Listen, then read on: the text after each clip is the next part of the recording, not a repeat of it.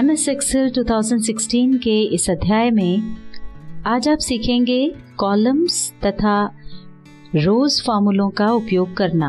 इससे पहले वाली वीडियो में हमने आपको कॉलम और रो फार्मूला के बारे में बताया था।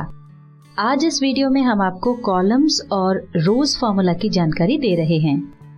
कॉलम्स और रोज फार्मूले से आप ये जान सकते हैं कि पर्टिकुलर टेबल में कितने कॉलम्स हैं या कितनी रोज हैं। चलिए एक उदाहरण से इसको समझते हैं। यहाँ हमारा जो डेटा है वो डी कॉलम से शुरू होकर पी कॉलम तक है।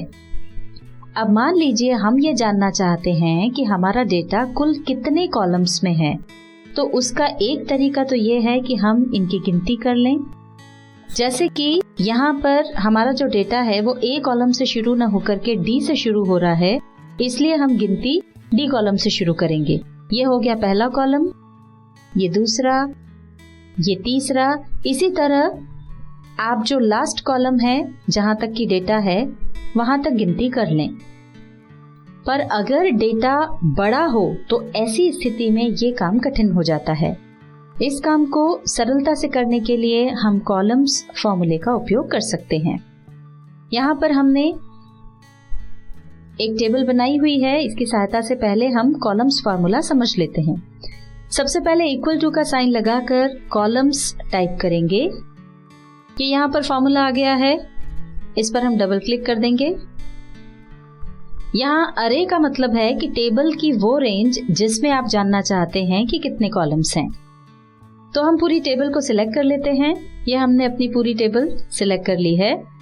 अब ये यहाँ पर देखिए अरे की जगह लिखा हुआ आ रहा है D1 कॉलन P58, यानी हमने डी कॉलम की पहली रो से लेकर के P कॉलम 58वीं रो तक रेंज सिलेक्ट की है।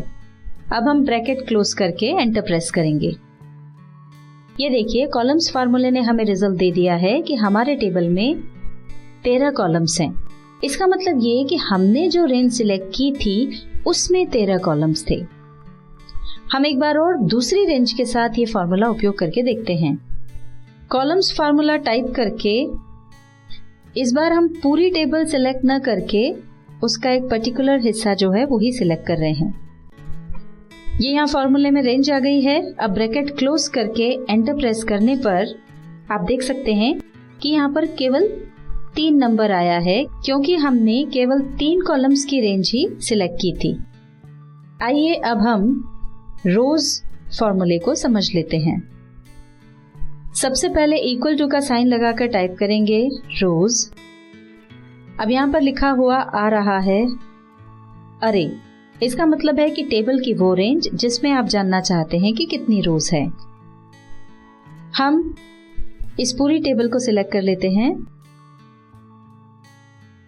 ये देखिए अब अरे की जगह पर लिखा हुआ आ रहा है D4, यानी हम डी कॉलम की चौथी रो से लेकर के पी कॉलम की 61वीं रो तक की रेंज हमने सिलेक्ट की है।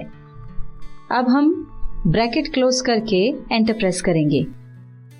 ये देखिए रोज फार्मूला ने हमें रिजल्ट दे दिया है कि हमारी टेबल में 58 रोज हैं। इसका मतलब है कि जो रेंज हमने सिलेक्ट की थी उसमें 58 रोज थी। हम एक बार और दूसरी रेंज के साथ ये फार्मूला उपयोग करके देखते हैं। यहाँ पर रोज का फार्मूला हम टाइप कर लेंगे और अब हम पूरी टेबल ना सिलेक्ट करके इसका कुछ हिस्सा ही सिलेक्ट कर रहे हैं। जो रेंज हमने सिलेक्ट की है वो यहाँ पर आ गई है। ब्रैकेट क्लोज करने के बाद अब हम एंटर प्रेस करेंगे। ये देखिए यहाँ पर 2 आया है, क्योंकि हमने केवल 2 रो की ही रेंज सिलेक्ट की थी।